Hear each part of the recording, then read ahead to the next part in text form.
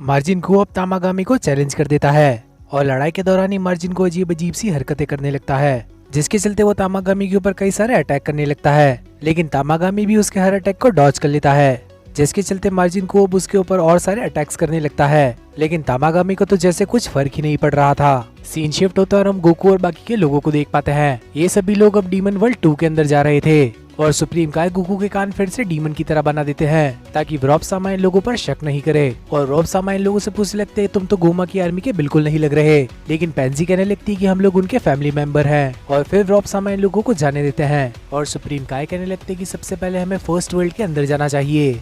लेकिन गोकू कहने लगता है कि हमें सबसे पहले सेकंड वर्ल्ड के अंदर ही जाना चाहिए। साथ ही गोकू को यहाँ पर डेंडे की भी काफी ज्यादा चिंता थी। लेकिन सुप्रीम काय कहने लगती है कि नेमेकिन्स काफी ज्यादा इम्पोर्टेंट होते हैं और इसीलिए गोमा डेंडे को कुछ नहीं करेगा, जिस वजह से गोकू काफी ज्यादा खुश हो जाता है क्योंकि अब वो बिना चिंता के तामागामी से लड़ाई कर सकता है।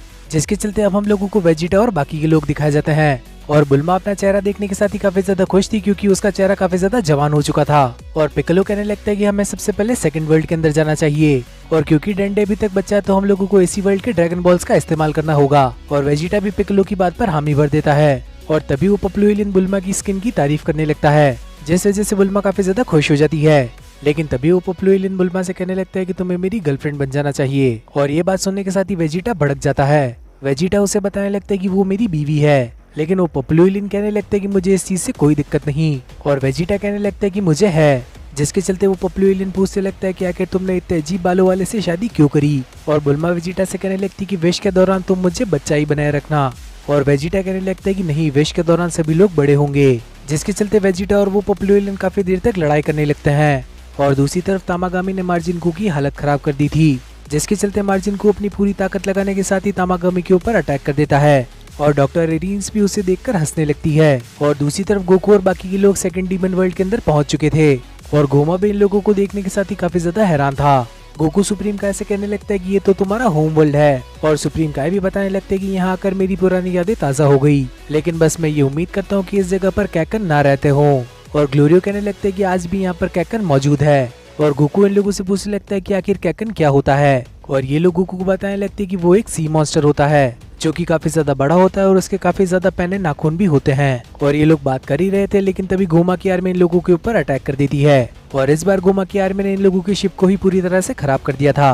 और गोकू भी अब मैदान में उतरने को तैयार था और बाहर जाने के साथ ही गोकू सभी शिप्स को खत्म कर देता है। और गोमा गोकू को ऐसा करते देख काफी ज्यादा हैरान था। और देगासु कहने लगता है कि मुझे लगा था ये बच्चा बनने के बाद कमजोर हो जाएगा, लेकिन ये तो अभी भी काफी ज्यादा ताकतवर है। और पेंजी भी गोकू के कारनामे देखने के साथ ही काफी ज्यादा हैरान थी, जिसके चलते अब गोकू फिर से शिप के अंदर जाने लगता है। लेकिन अब तक इन लोगों की शिप पूरी तरह से खराब हो चुकी थी, जिस वजह से इन लोगों की शिप अब पानी के नजदीक आ जाती है। और तभी एक क्रैकन इन लोगों के ऊपर अटैक कर देता है और वो सिर्फ अपने एक टेंटिकल की मदद से इन लोगों का शिप पूरी तरह से पकड़ लेता है, जिस वजह से इन लोगों को शिप को छोड़कर ही वहाँ से भागना पड़ता है। लेकिन बाहर आने के साथ ही पेंजी वापस शिप के अंदर जाने लगती है और इससे पहले वो शिप के बाहर आ पाती वो क्रैकन शिप को जोर से जकड़ लेता है, जिस वजह से पेंजी वहीं पर फंसकर रह जाती है। और गोकू भी अब उसकी मदद करने को जाने लगता है। वो क्रैकन अब इन दोनों को खा ही चुका था, लेकिन गोकू जैसे तैसे पेंजी को बचा लेता है। और तभी सुप्रीम काय और ग्लोरियो को याद आता है कि ड्रैगन बॉल तो उसी के अंदर रह गई। और तभी पेंजी उन लोगों को बताने लगती कि वो ड्रैगन बॉल को ही लेने के लिए फिर से शिप के अंदर गई थी और वो अपने साथ ड्रैगन बॉल लेकर भी आ गई। और अब ये लोग उड़ते हुए आगे का सफर तय करने लगते हैं। और तभी सुप्रीम काय कहने लगते हैं कि हमें वेजिटा और बाकी के लोगों का भी इंतजार करना चाहिए, जिसके चलते गोकू कहने लगता है कि मुझे उन लोगों की एक शिप छोड़ देनी चाहिए थी। और सुप्रीम काय कहने लगते हैं कि कोई बात नहीं, मैं श्योर हूँ कि आसपास ही कोई नेमेकिन प्लेनेट जरूर होगा, क्योंकि पहले जब मैं यहाँ रहा करता था तो वो यहीं पर मौजूद था। जिसके चलते हम लोगों को यहाँ का प्लेनेट नेमेक दिखाया जाता है। और दूसरी तरफ मार्जिन कू के अटैक की वजह से तामागामी की हालत खराब हो चुकी थी, लेकिन वो फिर से अपने पैरों पर खड़ा हो जाता है, जिसके चलते मार्जिन कू उसके ऊपर फिर से अटैक करने लगता है। लेकिन अब तो तामागामी उसे सीरियसली भी नहीं ले रहा था। और दूसरी तरफ गोकू उस प्लेनेट को देखने के साथ ही काफी ज्यादा खुश था।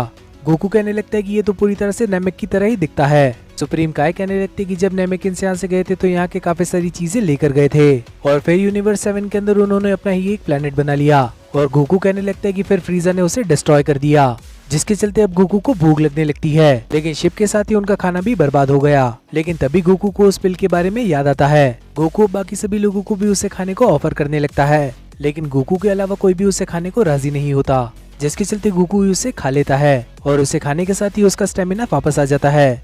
जिसके चलते अब ये लोग उस प्लेनेट को देखने लगते हैं। लेकिन अब वो प्लेनेट काफी ज्यादा गंदा हो चुका था और सुप्रीम काय बताने लगती है कि ऐसा इसलिए क्योंकि यहाँ पर कोई भी नहीं रहता।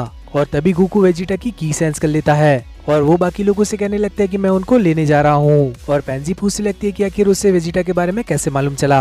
और सुप्रीम काय पेंजी को बताने लगती है कि वो लोगों की सेंस कर सकता है। दूसरी तरफ हम लोग देखते हैं कि वेजिटा और बाकी के लोग भी इस प्लेनेट पर पहुंच चुके थे और बुल्मा पिकलो से कहने लगती है कि ये तो बिल्कुल तुम्हारे घर की तरह है। लेकिन पिकलो कहने लगता है कि मैं तो पृथ्वी पर ही पला बड़ा था। और तभी वो पप्लू एलियन कहने लगता है कि हम लोगों की तरफ कोई बढ़ रहा है। वेजिटा उसे बताने लगता है कि वो कैकरोट है, लेकिन वो पप्लू एलियन कहने लगता है कि वो तो गोकू है। और बुल्मा उसे बताती कि गोकू और कैकरोट एक ही इंसान है। और गोकू वहाँ पर आने के साथ ही अजीब अजीब से इशारे करने लगता है। गोकू इन लोगों को समझाने की कोशिश कर रहा था कि नीचे कैगन मौजूद है और पिक्कोलो कहने लगता है कि गोकू को अंदर ले लो। गोकू अंदर आने के साथ ही इन लोगों को कहने लगता है कि शिप को जरा सा ऊपर ले लो क्योंकि नीचे पानी के अंदर एक राक्षस मौजूद है। और वेजिटा उससे कहने लगता है कि क्या तुम एक राक्षस से डर गए कैकरोट। लेकिन तभी वो कैगन पानी से बाहर आ जाता है, जिसे देखने के साथ तो वेजिटा खुद भी डर जाता है। वेजिटा भी उसे देखकर कहने लगता है कि ये तो काफी ज्यादा बड़ा मॉन्स्टर है। और गोकू वेजिटा से कहने लगता है कि हम दोनों के अंदर इतनी ताकत नहीं है कि हम लोग अभी इसे हरा सकें। और बुल्मा भी इस चीज के लिए उस पप्लू एलियन को डांटने लगती है और वो पप्लू एलियन कहने लगते हैं कि मैं आज तक सेकंड वर्ल्ड के अंदर नहीं आया, जिस वजह से मुझे इस राक्षस के बारे में नहीं मालूम था। जिसके चलते हमें मार्जिन को और तामागामी दिखाए जाते हैं। मार्जिन को अब तामागामी से कहने लगता है कि मैं आपको नहीं हरा सकता। और मार्जिन को भागते हुए सीधा डॉक्टर अरीन्स के पास चला जाता है। वो अब डॉक्टर अरीन्स से कहने लगता है कि मुझे माफ कर देना, मैं उसे नहीं हरा सकता। और डॉक्टर अरीन्स भी उससे डिसअपॉइंटेड होकर उसे अपने शिप के अंदर बिठाकर वहाँ से जाने लगती है। मार्जिन को कहने लगता है कि अगर मैं मेहनत करूँ तो मैं उसे हरा सकता हूँ और मैं डांस करने और गाना गाने में उससे ज्यादा अच्छा हूँ। जिसके चलते अब गोकू और वेजिटा दोनों की टीम मिल चुकी थी। और गोकू भी पिक्कोलो से कहने लगता है कि तुमने अपने घर को जरूर मिस किया होगा। और पिक्कोलो कहने लगता है कि मैं इस जगह पर पैदा नहीं हुआ था।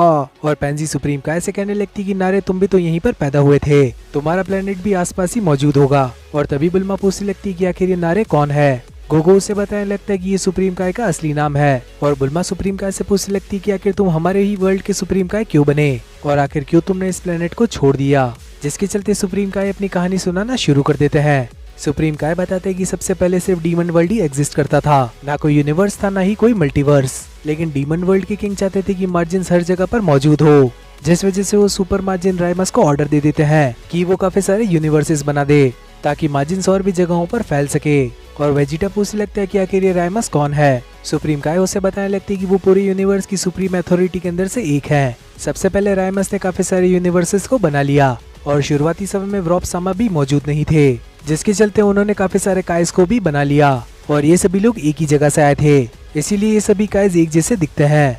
जिसके चलते सुप्रीम काय बताते हैं कि पहले व्रॉप सामा भी एग्जिस्ट नहीं करते थे। और डाबूरा के फादर आबूरा ने यहाँ पर लिमिटेशंस लगा दी क्योंकि उन्हें डर था कि बाहर के लोग यहाँ पर अटैक कर देंगे। डाबूरा का फादर काफी ज्यादा क्रूर था, जिस वजह से सभी काइज उसके खिलाफ चले गए, लेकिन उन लोगों को ये जगह भी खाली करनी पड़ी।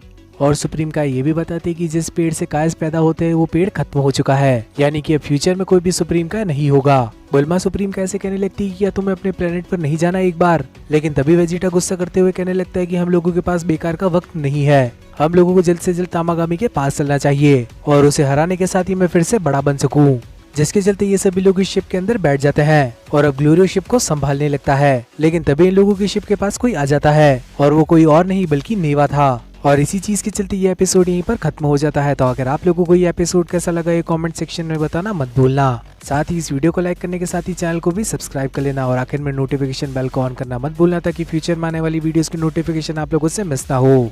तो अब मिलते हैं इसी टाइप की और किसी अमेजिंग वीडियो के अंदर, तब तक के लिए बाय एवरीवन।